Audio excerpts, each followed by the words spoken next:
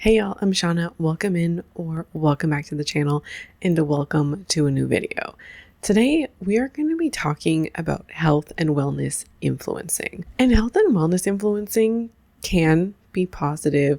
It can encourage people to have better habits or help people find a good exercise routine, give people meal ideas, and there's lots of positivity there. However, not all health and wellness influencing is created equal, like a lot of things out there. And so today we're going to be talking about a few categories within that larger umbrella. We're going to talk about them today. Most of the videos that we're going to be looking at are from people who are trying to sell you something. Sometimes it's explicit through a paid advertisement. Other times it's like buying their products that they're recommending. Others, I think it's only one of the bunch, isn't explicitly selling you anything, but they are still influencing and encouraging certain kinds of behavior. And we're going to talk about it. We're going to talk about how they might be positive, but also the potential negatives that could come with this content and being influenced by this content. And these might be negative consequences on your financial health, as well as potentially your mental and physical health. I think you'll get the vibe as we go through. The first thing we're going to be talking about is a skincare routine. And that one is not maybe technically in the health and wellness space, maybe more in beauty, but it kind of is in this realm. We're also going to be looking at some vitamin and supplement videos. And then we're also going to be looking at a kind of like exercise adjacent TikTok. So we're going to start first with a skincare routine. And I actually saw this video when I was watching content from a content creator named Susanna. I'll link her channel below. She's great. She makes great conscious consumer content. And I saw this in one of her videos and I had such a visceral reaction. I'm going to be talking about some things that she never touched on in her video. If you're interested in hearing her commentary on it, you can go ahead and watch that. It'll be linked. So let's watch the skincare routine and then we'll talk about it. In my entire life have I been this confident without a lick of makeup on. It's all due to my amazing skincare routine that has taken me months to discover, but I'm now ready to finally share it with you guys. Let me show you what I do. Disclaimer, the skincare routine did not clear my acne. Accutane did. It's to just maintain clear skin, keeping my complexion bright, overall making my skin look and feel the healthiest it has literally ever been. Starting off with face wash. 3 face washes that I'm obsessed with. Each of these face washes takes off all of your makeup in one wash. La Roche-Posay Purifying Foaming Cleanser, Rhode Pineapple Cleanser, Max Clinic Rose Vitamin Brightening Oil Foam. Let's use the Rhode. I also love a face wash that lathers, and all 3 of these do that. Sweating laying out in the sun, so this is necessary. After you wash your face, you need to dampen up your skin before you do any other products. I love the Pharmacy Honey Milk Serum. I have no idea where I put it, so I'm using the Ilia Milk Drops. They're both really good. Exfoliant is a must. This one is my favorite. The Colleen Rothschild Gentle and Clear Clarifying Solution exfoliates my skin while not irritating it. It's rid of like all the dead shit. The next serum, words can't even describe how much this has changed my skin. The second bottle, it's the Clarins Light Texture Serum. I leave my skin as smooth as a baby's bathtub. Only 2 more products. The Mixsoon Bean Essence Serum. It's a Korean skincare product. The texture of this just gives your skin that extra little moisture before your moisturizer. These have been my 2 favorite moisturizers. I use this one at night. It's the Pharmacy Honey Halo Ultra Hydrating Moisturizer. This is a little bit heavier, but it feels so nice, so I like to sleep with this one. Daytime, I use the Tower 28 Recovery Cream. You guys could feel my skin through the phone. And my Ipe Lash Serum. So that's the skincare I do. Everybody's skin is different. Keep that in mind. At nighttime, I also do use tretinoin. All right, there's the skincare routine. I genuinely have so much to say about this. The title of this video is Life-Changing Skincare Routine. I am very pleased that she put in the disclaimer about Accutane at the beginning, but I don't think that negates what is essentially advice that comes after. And this video has 4.4 million views. She has beautiful skin, undoubtedly. Like, her skin is beautiful and it's awesome. And when you see somebody who looks beautiful, we can assume that it is the skincare that gave them that beautiful skin, especially when they are saying so, right? This whole video is get this skincare routine, have skin like mine. That's the implication with the title and with the products. But what factors in to whether skincare works for you at all or the impact it could have is genetics. The way our skin looks, genetics play a huge role. The products mentioned in here, like a good chunk of them, are going to have different results on different people or play very little role into how your skin actually looks. Like when you talk to dermatologists, they often say the place that you can skip out on spending the money would be for cleansers because they are a wash-off product. And so a lot of dermatologists recommend like a 4-step skincare routine, which would be a cleanser, a moisturizer, potentially an active, as well as sunscreen. And so cleansers and moisturizers are generally speaking not going to be the transformative products in a skincare routine. It's going to be the actives. And she has multiple in here. And then also probably the one that is doing the heavy lifting is the tretinoin, which was almost like a throwaway mention at the end. There's lots of skincare ingredients that do work out there. Tretinoin is one of them. Tretinoin, retinol, it's a well-studied, well-researched ingredient. And so it is recommended and prescribed to people with great confidence and effectiveness, although not everybody reacts the same to those ingredients. And tretinoin isn't the only one. There are more examples. What I'm trying to say is that if you do her skincare routine, you're not going to have skin that looks like her because you are fundamentally a different person with different genes. And while there are skincare ingredients that work, you are not, generally speaking, with over-the-counter products, not going to get fundamentally different skin with products like this. And the ingredient in this entire thing, besides the tret, that was probably making the biggest difference was the Accutane. And it wasn't really even like shown or discussed much in the picture. Her being on Accutane is not actually a problem. I think it can be a wonderful treatment for people, and it can be really helpful in clearing up acne.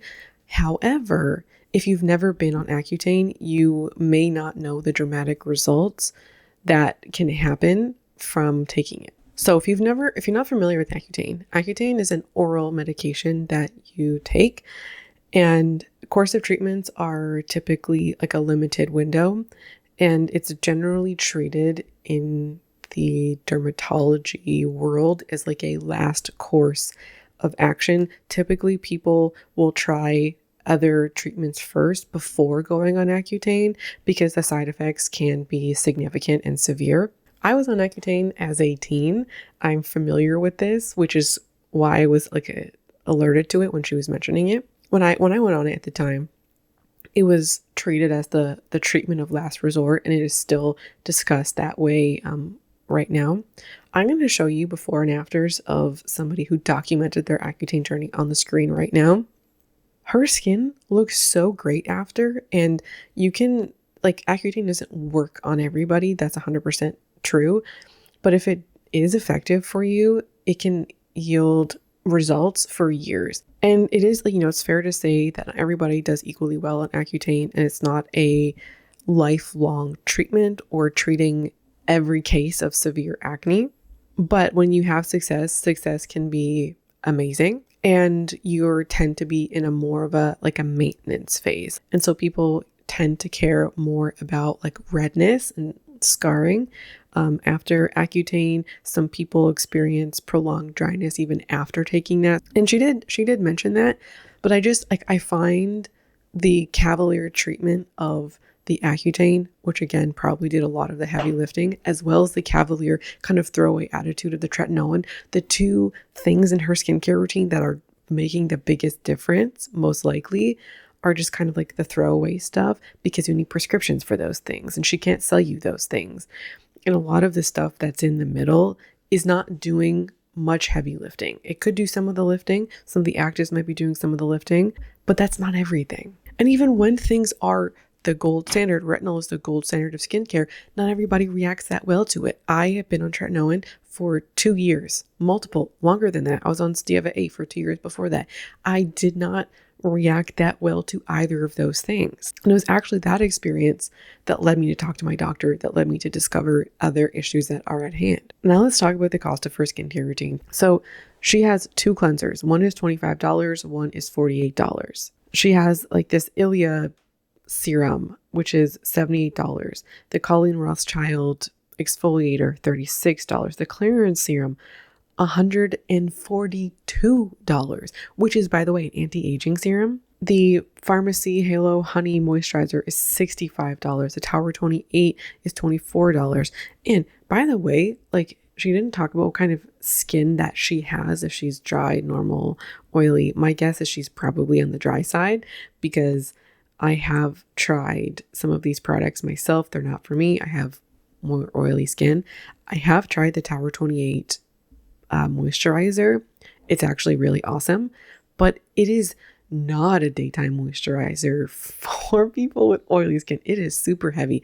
That is, personally speaking, my like driest of the dry skin, and I only use it in winter in the evening times on occasion. So everything that she visually shows in her skincare routine is $493. Those Ilia drops are $78. It's crazy. Like $78 for a moisturizing product. It's like that. It's not going to transform your skin. A $48 cleanser is not going to transform your skin. One of the things that I personally keep in mind when I'm watching content, who is actually giving the advice, and do they live a similar life to me? I don't take advice from people who are not in similar circumstances to me. Like, maybe for her, a $50 cleanser is just like a drop in the bucket and not a big deal financially. But are you in that position to like have a $50 throwaway cleanser? Like, do you know what I'm saying? And so if somebody is not in a similar situation to me, I am not going to take advice from them, because they very well would probably be making different financial decisions if they were in my situation, and I may be making different financial choices if I was in a different situation. The point is that she might have the money to try the $48 cleanser and the $78 moisturizing drops. And if they don't work out, it's not really a big deal. Or if they do very little, it's not really a big deal, because it might not be a lot of her income. But are you in that position? She also mentions the pharmacy drops, and she also has the pharmacy moisturizer in this video. 4 days before posting this video, she posted a partnered video with pharmacy.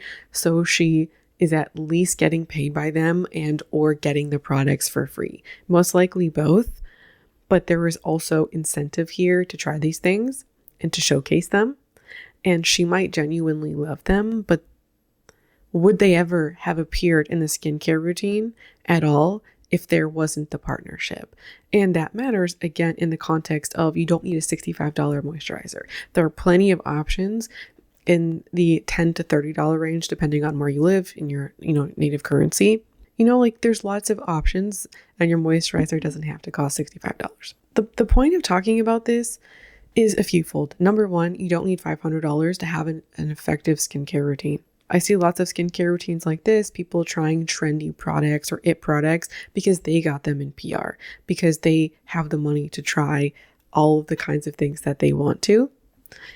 And you can have an effective skincare routine for less than half the price, probably like a quarter of the price. Number two is that I think a lot of folks may be tempted to try these products and want advice from her because she does have beautiful, wonderful skin, and people want to look like her. When copying the skincare routines of people that we see online, we're not going to look like them. It's not going to make us look like them. And we are very likely going to experience different results, or not likely. We can experience different results. The last thing I want to mention about this is that this creator posted an ad for a skincare device a few months later. And she also claimed that this skincare device like transformed her skin and is amazing. I'm actually going to play that now. Look at my skin right now. My face has never been so snatched tight, glowy, like it's just giving. And I kid you not, it is because of the Booster Pro by Medicube. I started using this device a couple weeks ago. I've fallen in love with it. Haley Bieber uses this. Yeah, just give you guys the rundown. You just turn it on and it has 4 different modes. It has booster mode, microcurrent mode, dermashot mode, and air shot mode. And there's different levels you can set it at. So once you get used to a level, you can up it a level so then you see the best results. I love using it with Medicube's collagen jelly cream. Just dip it in like that. Turn her on. I'm gonna do the Dermashot mode. Stimulates your face muscles and contours your face. I'm not even doing that to my eye. That's it stimulating my muscle. This is booster mode. It makes your skin so glowy. It helps skincare penetrate your skin so much more than when you put it on with your fingers. This is microcurrent mode. It helps produce collagen in your skin, which in turn fills in all your fine lines. Botox 2 device will help you save so much money on the expensive med spa treatments, because you can get it all done in this one device. So the title of this video is "This device is a game changer," and then she tags the brand. She says that she's having the best skin of her life. Her skin has never looked so good. In my opinion, her skin looks the same as it did in the previous video where she said that this skincare routine has changed her life. Both things could not have changed her life separately, perhaps together maybe. And this is a $200 skincare device. Hailey Bieber using it means nothing to me personally. Was Hailey Bieber paid to use it? Does it transform skin? That doesn't hinge on Hailey Bieber. This product claims to help one achieve glass skin. It's called the glass skin device. It helps skincare penetrate, helps with rough skin, pores, and anti-aging, as those are specific product claims. And also from her mentions, she's familiar with spa treatments, which can also have an impact on things like redness and scarring and anti-aging potentially. Overall the way your skin looks, this device could have an impact. The point of mentioning this is that there are a lot of factors that we may not even know about as to why somebody's skin looks the way that it is. And then also we're making multiple claims for multiple things, like transforming your skin. But which one is it? If it's both of them, then now we're up to a $600 skincare routine. And videos like this can absolutely prey on insecurities. And if you are personally feeling vulnerable, I just encourage you to opt out. Get recommendations from your dermatologist.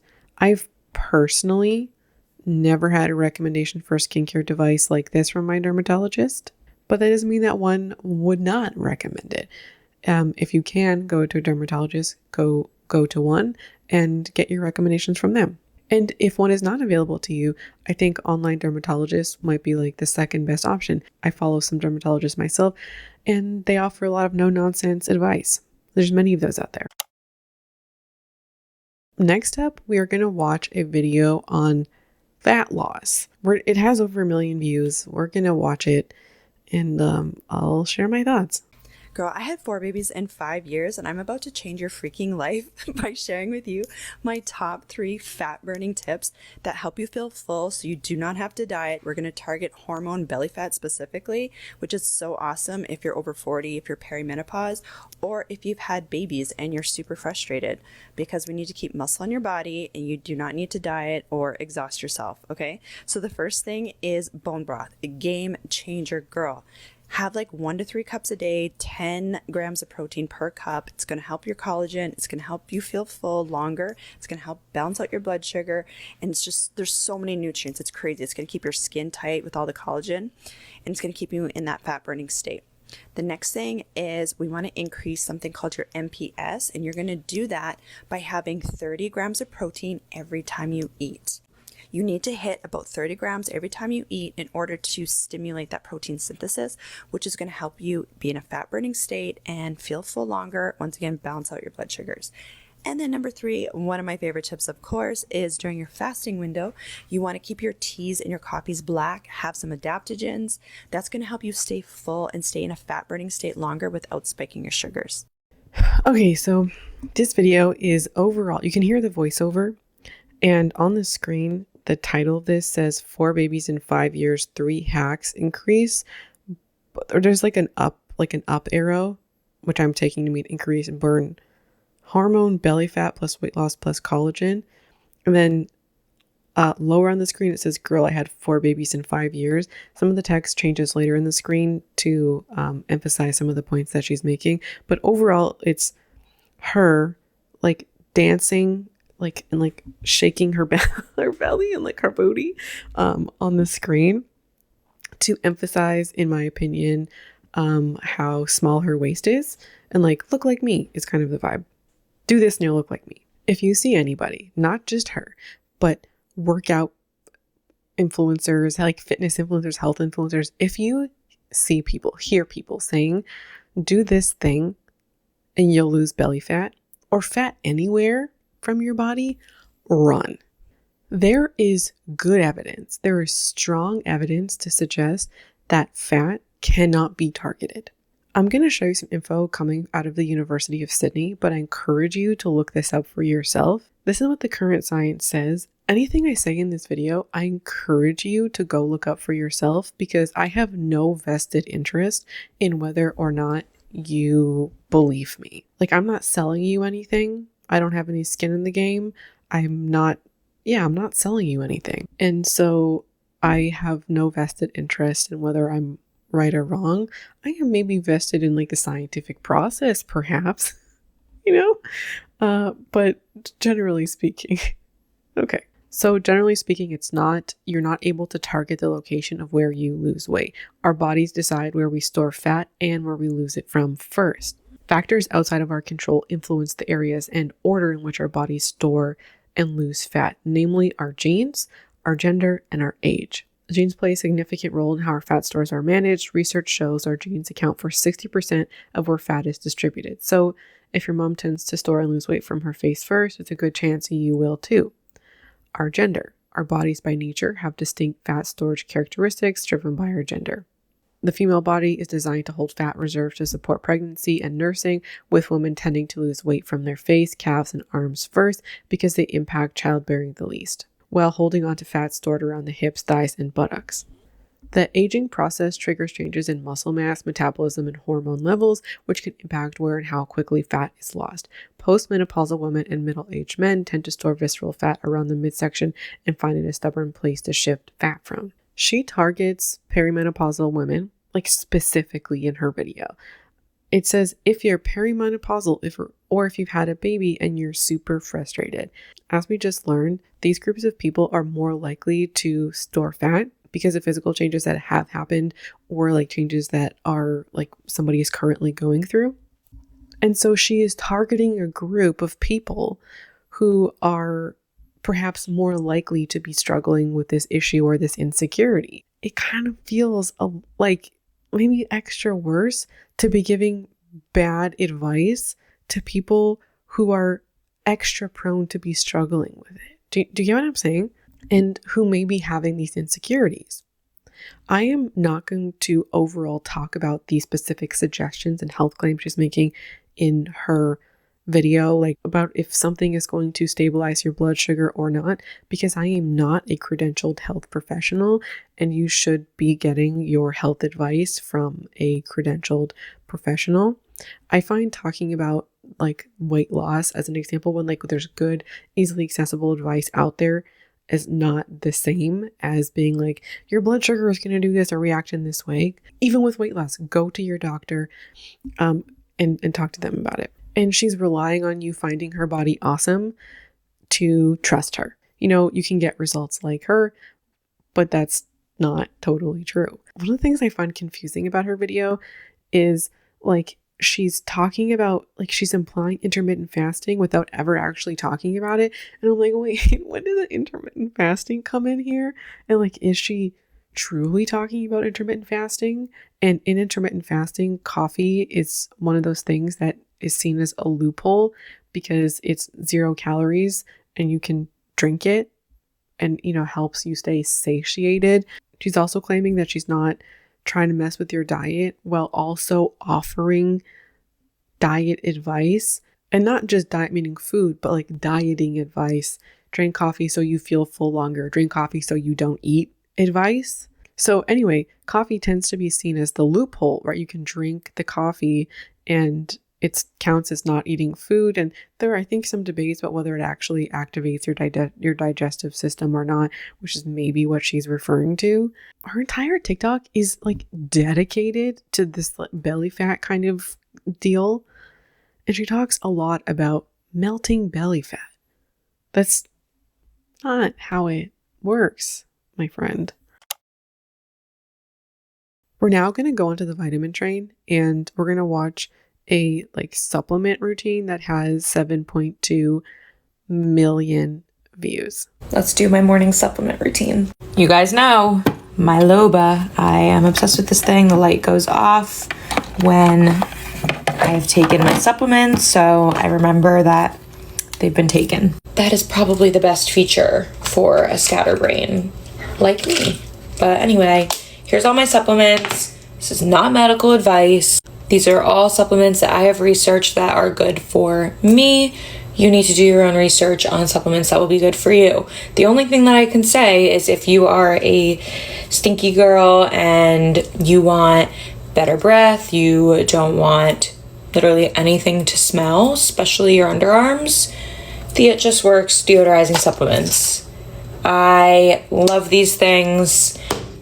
They have organic parsley leaf, chlorophyll, and organic peppermint leaf. So all natural ingredients to make you smell better from the inside out. Again, not medical advice, just if you want to smell better. It's like me recommending a perfume. But anyway, we're going to take the first handful. I got this grapefruit juice let me put these down, at the farmer's market yesterday.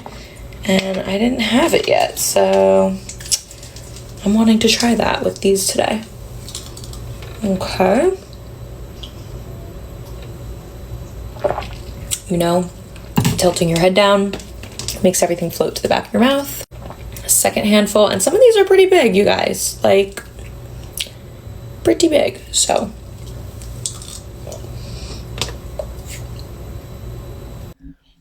Okay, so this video is being made at all because it's a sponsorship. She does have the paid partnership label on at the bottom, which is great. And the title of this video says Monday morning supplement routine. And then it says part 19, we love a wellness morning. And that's the caption.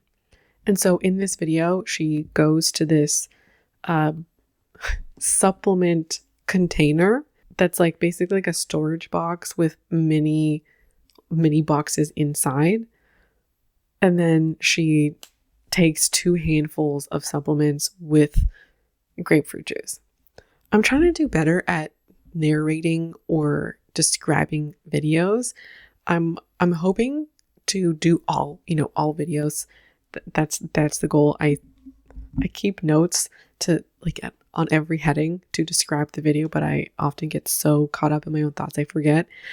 Anyway, some of y'all have mentioned when I do it that it's helpful. If you find something helpful or not helpful in this respect, I'd love to hear about it. I just wanted to make that note. So yeah, this video was made because it's sponsored by Loba, and I went to go look it up. It's a $150 pill organizer. What? I gotta say, you don't need a $150 pill organizer. If you find a pill organizer helpful, there are plenty of ones out there. Traditional pill organizers are probably going to be fine in a lot of cases. Like, this is an overpriced tech device that just doesn't really need to be there. Like, it's so chunky, it's so big and bulky. You get like 1 week's worth of pill organizers, and I'm sure there's like an app and all of that, but like you don't need this in so many cases, and a traditional pill organizer will be better. And I do also know that there are some pill organizers that you can get 2 weeks out of and not just 1 week. And like if somebody is taking a lot of medication at one time, there's lots of different options out there, and this doesn't need to be one of them. I'm glad that she didn't go through her supplement routine, which go through them in this video. And the reason for that is because she says that we're recommending supplements is like recommending a perfume. This is a really cavalier attitude towards supplements. It's not like recommending perfume. Recommending supplements is not the same as recommending perfume. Sure, perfume can have health effects, like you could develop an allergy or skin irritation. Supplements can have a much more direct effect on your own health, not only because supplements can interact with other supplements or other medications that you're taking, but also your physical body. There are some ingredients that can affect like your blood pressure or interact with things like birth control medication. That is a thing that happens. With natural ingredients, I think a lot of dichotomies emerge that they are inherently better than traditional medication, or they're not dangerous because they're natural. But these things aren't dichotomies. It's not one or the other. Natural medications can, in some cases, be better than what you're getting from a pharmacy, but that also doesn't mean that they cannot cause harm, that they don't have the potential to cause harm, or that they will not interact with things that you're taking. And I agree with her completely. You do need to do your own research about what you're taking.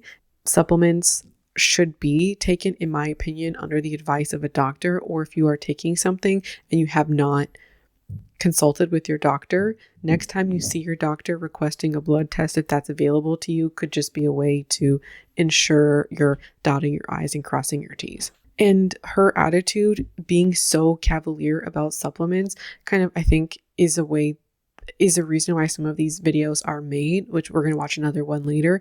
Like, they're not harmful, and like they're not a big deal. I think that also leads people to taking 20 supplements. And the supplement industry in the US is largely unregulated, and there's little oversight into supplements. And so that also can lead to trouble, which we will talk about later in the last supplement video. We're going to be talking about a lawsuit on a supplement company. The main supplement she talks about in this video is the full body deodorizer.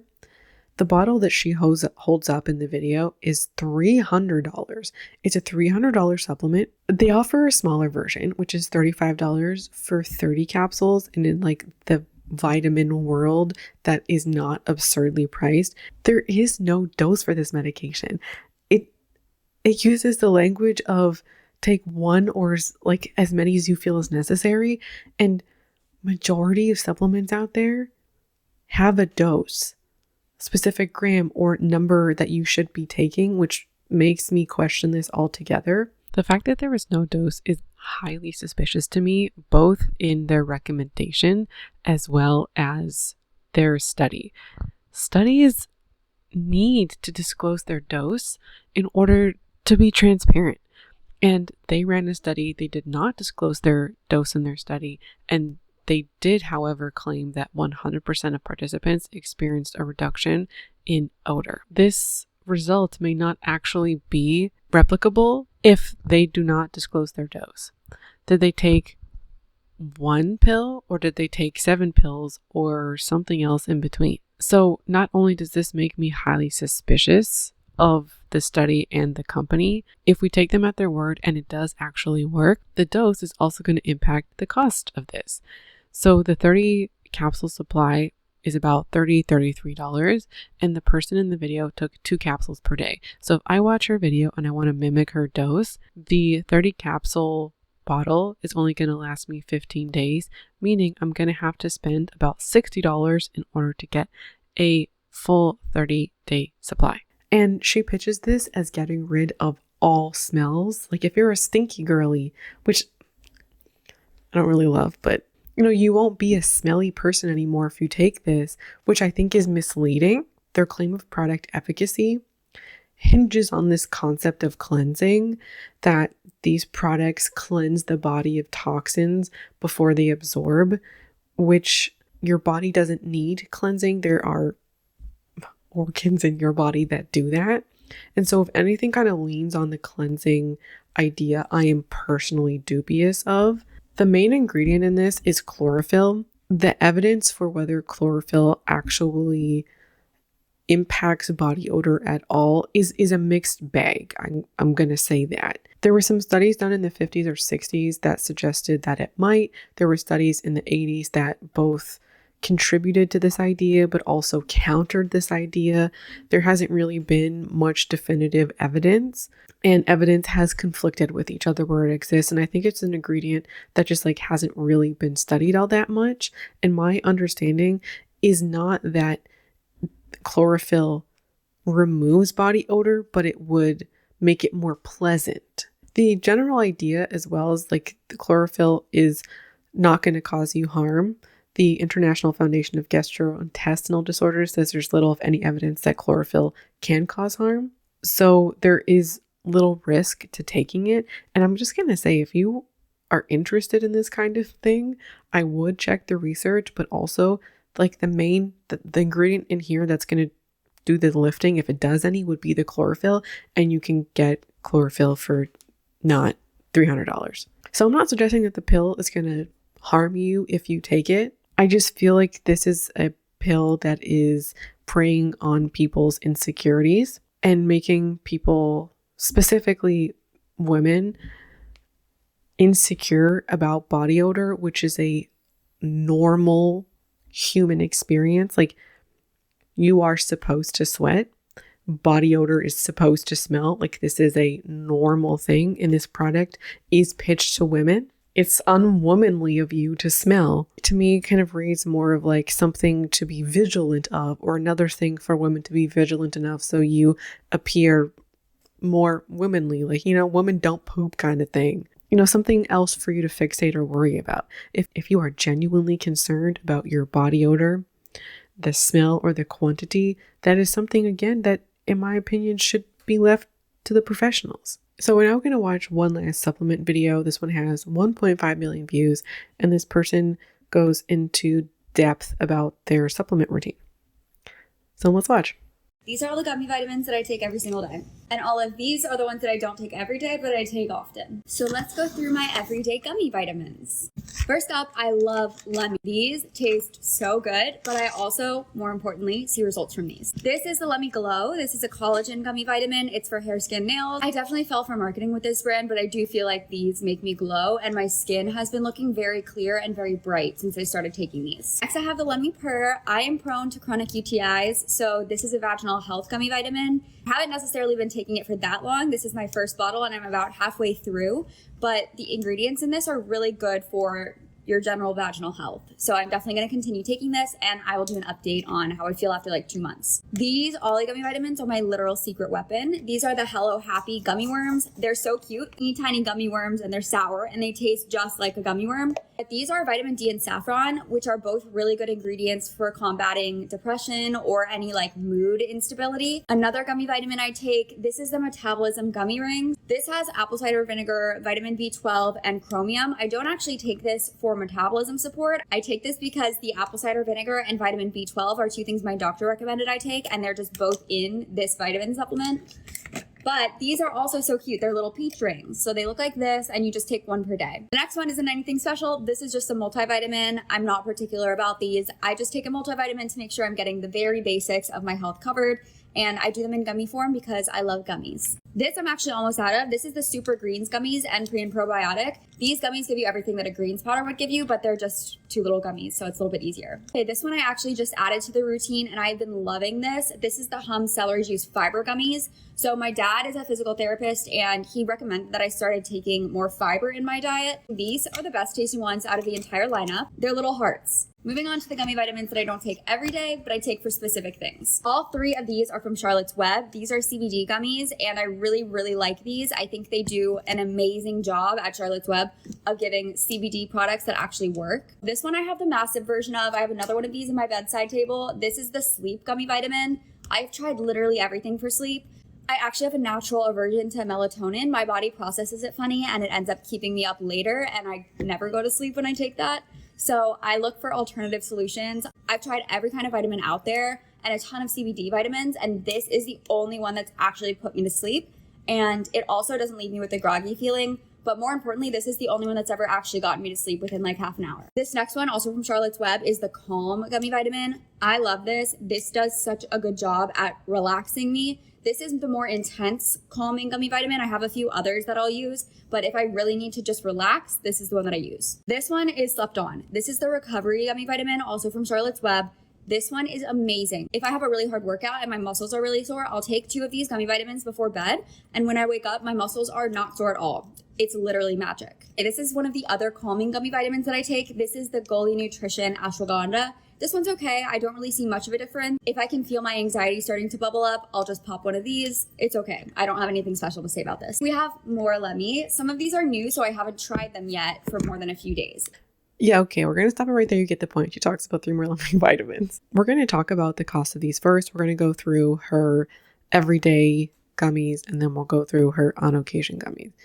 So the Lemmy Per are $44. The Glow are $44. The Ollie Happy ones are $23.98. The Metabolism ones are $23.98. And her multivitamin is $10.60. Her Super Greens are $36.48. And her Hum Celery Juice Fiber Gummies are $20. Her daily vitamin gummy intake is $203.04. There's more. Her On Occasion gummies, her sleep gummies, $29.99. Calm, $29.99. Recovery, $29.99. Her Ashwagandha, $20. Chill, $44. Her Let Me Focus, $44. Let Me Deep Bloat, $44. This is $241.97. Her grand total for all her vitamins is $444.98. There are 14 gummies. This is a lot of gummies. The average person does not need this much. Some of these I can potentially, I can see having a potential, right? I'm not going to dig on somebody because they need help falling asleep or they want to go to melatonin. That's not the problem. Or you want to take a multivitamin. I'm not going to fight with people about that. But the average person does not need 14 gummy vitamins. She's taking so much that there are potentials for conflicts here. And there are also not just in ingredients, but if she is taking other medications, which we don't know about conflicts with that, there could be potential ingredient, having too much of a specific ingredient, which can be a problem. What we're seeing here is somebody who is likely middle or upper class, which I think is also indicated by her nearly $450 gummy spend. You have to have a certain level of disposable income to afford $200 a month on vitamins. This is somebody who already has the means to eat healthy and very likely go to the doctor if they need it. And a lot of this just feels preemptive and coming from potentially a health anxiety or the pursuit of a healthier life, or taking something to be healthier. And some of them, it does sound like she has goals that she wants to achieve, or some that are coming at the recommendation of her doctor, which great, glad that there's some guidance there, but I don't think the average person needs this. Editing Shauna here. One of my concerns is the normalization of supplementation, just in case, or taking 10, 20 or more supplements because health. Her content doesn't exist in isolation, and there's an entire social media niche of people sharing these routines and promoting 10 plus supplement routines. The increasing presence of this can make it seem normal and ideal, or even necessary for good health. At best, people achieve their desired results. In the middle would be no harm happens, but money's wasted. And at worst would be an adverse health effect. And if we're spending $200 a month on vitamins, that is more than some people spend on their groceries. And if we have that much disposable income that we could spend, we're probably better off spending it on getting the nutrition when it applies from food. Using that, instead of getting a greens vitamin, eating greens in your diet, as an example. I don't have time to talk about everything. We're going to talk about a couple of things. One of them being the fiber gummy. Eating more fiber is a great suggestion, but when the person recommended that she eat more fiber, I don't think that they were thinking about the vitamin. It's not the most expensive vitamin on here by any means. You don't need to spend $20 a month on a vitamin to get more fiber. There are so many options for fiber in everyday food that will cost a fraction of that a month. And so many foods contain similar amounts of fiber. I checked out her gummy, and one of her gummies has 5 grams of fiber. A pear, a banana, strawberries, oats have similar levels of fiber. One thing I do specifically for fiber is I eat 140 grams of oatmeal every day with a banana. Sometimes the banana, sometimes just oats. The oats will get me to 4.5, 5 grams of fiber. The banana will add about 2, maybe 3 grams of additional fiber. An entire large bag of oats cost me $7. And that lasts me about a month. And then you also get the added benefits beyond the fiber of those things, even if you just want to go the oat route. So if you spend $7 a month on oats, I just saved you $13 to get fiber, Let's talk about Lemmy, because that's the brand that she has the most vitamins of, the Lemmy class action lawsuit. The reason why the lawsuit was initiated against them is for misleading claims for their vitamins. The class action lawsuit has a problem with two things. Number one, that the ingredients that are advertised, there's not enough of them to do the thing that they're promising. And then the other portion is that there are ingredients that don't have evidence to suggest that they're doing the thing that they claim to be doing. An example is the PUR gummy, and OBGYN Dr. Bone says there's no validated clinical data that suggests you can or should alter the way your vagina tastes. She also says the pH balance of your vagina, whether it's acidic or basic, plays an important part in determining whether it's healthy. These scented products can upset the normal pH levels of around 4.5, which in turn can increase the risk of infection, so it's best to avoid them. She also calls the use of pineapple pineapple extract in the Lemmy Pur as not really credible. There's not real evidence to suggest that it's going to do the thing that it says it's going to do. Another example is the deep bloat gummies. They have 3 grams of sugar, and sugar can contribute to bloating. The matcha gummy has 100 milligrams of matcha, and research suggests that a much higher dose of matcha is needed to provide effective energy boosting results. A single teaspoon of matcha includes an estimated 2,000 milligrams, 20 times higher than the amount in one serving of the Lemmy matcha. It's not just one vitamin, it's multiple vitamins across her line. There's a separate law firm that is looking at the GLP-1 gummies. Nothing has left the ground yet with that, but there are questions about the same thing as I was just mentioning with this specific new offering. There are suspicions of deceptive marketing. I'm skeptical of celebrities doing a lot of things, and when celebrities go into the supplement game, I am extra suspicious, because viewing supplements and people's health as like a lucrative opportunity because of little regulation, if that is what's going on, that makes me a little dubious, a little questionable. She's using her name and her influence to sell stuff that she may not fully understand. I had to shift a little. My camera overheated. The specific influencer, she mentions that she's using Lemmy Pur for UTIs. However, the gummies themselves don't actually make that claim. And I think she's extrapolating this like vaginal health, therefore also being good for UTIs. And so it's also on the influencer to, if they're using a gummy or they're talking about something, to be able to communicate that clearly to their audience. And this is a case of maybe not happening. And the last thing that I want to talk about are the Hello Happy gummies. I was looking at the marketing of these, and she is communicating what the marketing itself is doing. It's, take this and be happier. Like, she's making associations with depression and mood.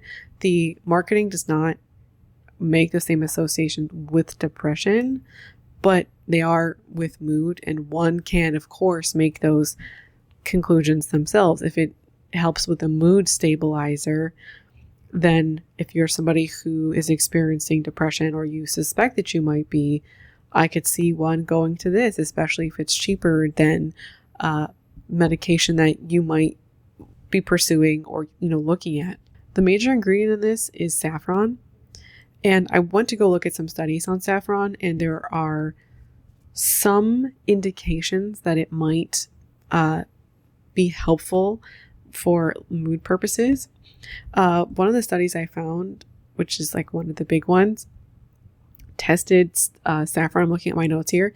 This study, the people that they were studying were people who self-reported as experiencing low mood, and they were people who did not meet like clinical definitions of depression. The paper says that, and I quote, "A number of articles have emphasized the inability of antidepressant medications to consistently demonstrate superiority to placebo in patients with mild or moderate symptoms. This may be true, but this is not what the paper is actually evaluating. They're not evaluating an effect of an alternative medication on people with mild to moderate depression symptoms. The results from these papers are promising with the effects of saffron.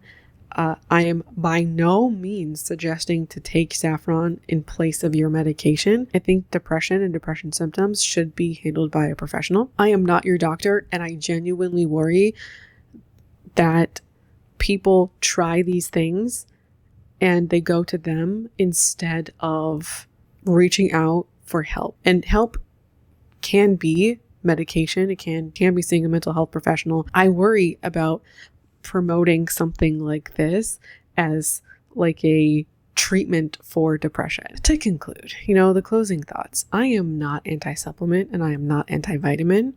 There are a lot of positive and medically necessary reasons to take these things.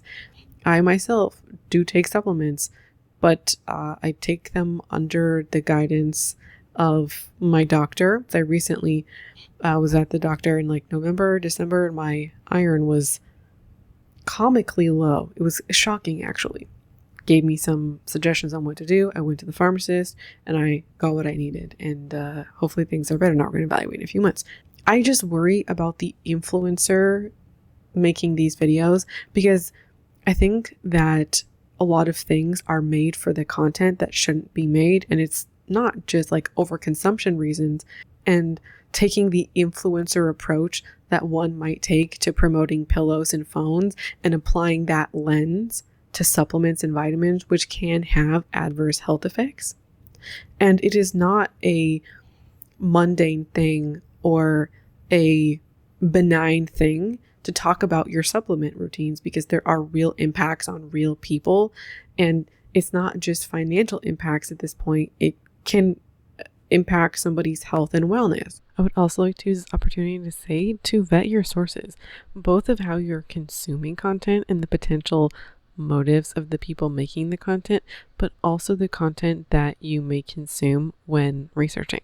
I encourage you, if there are supplements that you are thinking of taking, to do your research, which could be talk to the doctor or look up information on the specific ingredients or supplements that you're taking. And you hear a lot of people saying like, I swear by this, I swear by that. But anecdotal evidence is not the same as studies or clinical studies. And in some cases, an anecdotal evidence, if it leads you to purchase like a mug, it's a different road and it can be a different circumstance than an anecdotal evidence that convinces you or you lean on to get supplements. And as I was saying at the beginning as well, people who don't live the same lives as you, encouraging you or impacting your decision making also applies here. Are you somebody who has $200 a month to spend on supplements? Like, is that your reality? So if you're going to go down the supplement train, I encourage you to do your research and consult experts. That's the video. So hope you enjoyed this video, and I hope you exert caution when taking advice from folks and watching health and wellness videos, even if it's not on the subject we talked about today. So thank you for watching. Thanks for being here, and I hope to see you again around here soon. Bye.